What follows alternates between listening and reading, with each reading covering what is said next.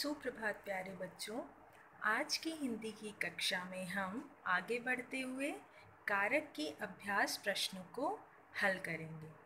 तो जैसा कि पहला प्रश्न आप देख सकते हैं, पहला प्रश्न है कारकों के सामने उनके चिन्ह लिखो। तो आपने पहले की कक्षा में पढ़ा हुआ है कारक और उसके चिन्ह, तो उसी का प्रयोग करते हुए आप यहाँ कारक के सामने उसके चिन्हों को लिखेंगे। तो कर्म कारक का चिन्ह क्या है? कर्म कारक का चिन्ह है को। दूसरा अधिकरण कारक, अधिकरण कारक का चिन्ह होता है में और पर। संप्रदान कारक का चिन्ह क्या होता है? तो आप यहाँ से देख सकते हैं संप्रदान के लिए। अगला प्रश्न अपादान कारक, अपादान कारक का चिन्ह होगा से अलग होने की स्थिति में, जैसा कि आप यहाँ देख सकते हैं से अलग होना।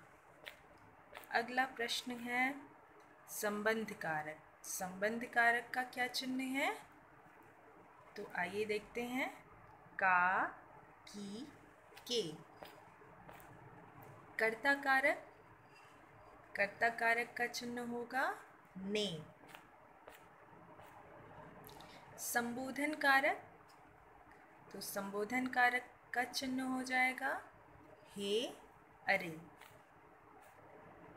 और अंतिम है करण कारक, तो करण कारक का चिन्ह होगा से, के द्वारा।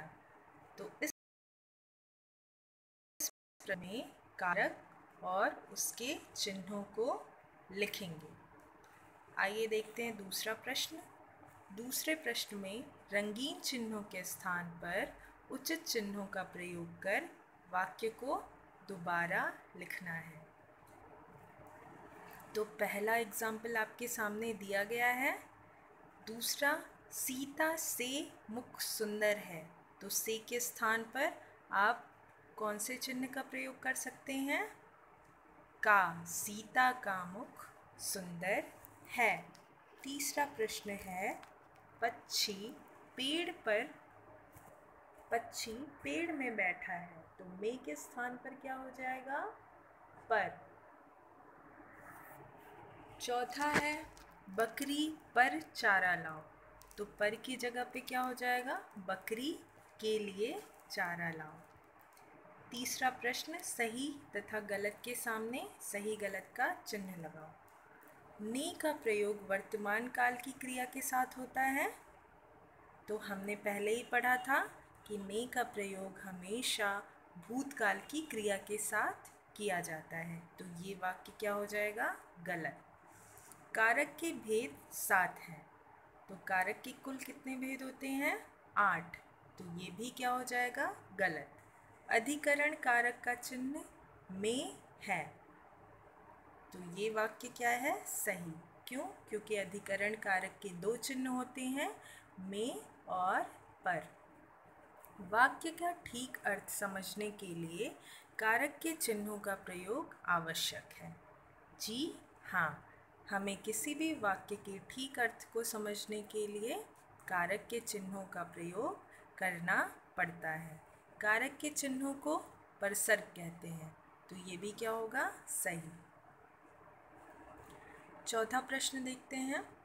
निम्नलिखित वाक्यों में कारक की, तो पहला क्या होगा? किसान ने बीज बोए। दूसरा कमरे में कौन है? तीसरा सांप काटने से मोहन की मृत्यु हो गई। और चौथा माता पिता को प्रणाम करो। Thank you class.